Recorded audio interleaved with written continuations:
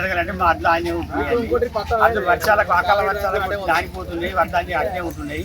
అది ఎట్లా లారీలు కావాలి, మాకు పట్టుదల కొనుగోలు చేయాలి, మాకు అన్ని పనులు చేయాలని మేము కోరుతున్నాం.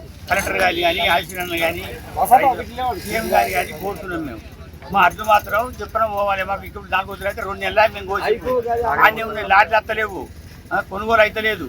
అన్ని కొడితే ఒక 2,000 క్వింటాలు కూడా పోలేదు. ఇంకా 20 క్వింటాలు 20 క్వింటాలు అట్లా అట్లే ఉన్నాయి.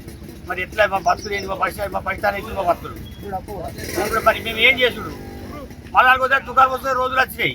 మరి మేము పోయన్నా మరి ఇట్లే అవి పట్టు చూసుకొని ఉండాలని మేము ఏం చేసుడు? అవి ఉన్నాయి, ఆయన పందులు బుక్కుతున్నాయి. దాకా పందులు కావాలి కాయాలి, పొద్దు దాకా బర్రెలు కావాలి కాయాలి. అవి అట్లే ఉంటున్నాయి, అట్లే ఉండిపోతున్నాయి. మాకు మరి ఇంటికాడ ఈ పని చేసుకుందామా మేము, లేకపోతే అడ్డు కోసుకు అట్లకైనా కూకుందామా పొద్దున దాకా. ఇప్పటికైనా తొందరగా వచ్చి మాకు లారీ కలెక్టర్ చొరవ తీసుకొని మందించగలరని కోరుతున్నాం. ఈరోజు గొల్లపల్లె వట్టిమల్ల కోనరావుపేట మండలంలో రాజన్న సిరిసిల్ల డిస్టిక్ గొల్లపల్లె గ్రామంలో దాదాపు 20,000 క్వింటాల సెంటర్ ఉన్నది, ఐకేపీ సెంటరు. నెల రోజులు అవుతుంది ప్రారంభించి, వడ్ల కొనుగోలు ప్రారంభించి. ఇప్పటి వరకు 2,000 క్వింటాలు మాత్రమే తూకం వేయడం జరిగింది. లారీలు రావడం లేదు.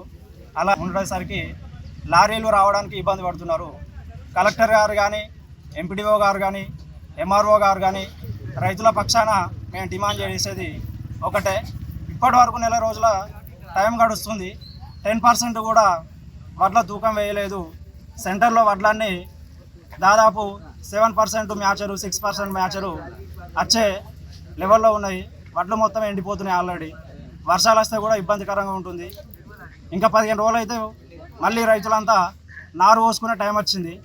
కావున రైతుల పక్షాన మేము డిమాండ్ చేసేది ఒకటే, ఇప్పటికైనా లారీలు కానీ మిల్లుల అలాట్మెంట్ కానీ తొందరగా చేయగలరని కలెక్టర్ గారికి కానీ, ఎమ్మెల్యే గారికి కానీ, అలాగే ఎంపీడీఓ, అలాగే ఇతర ప్రభుత్వ అధికారులందరికీ కూడా మేము వినతి కోరుచున్నాము.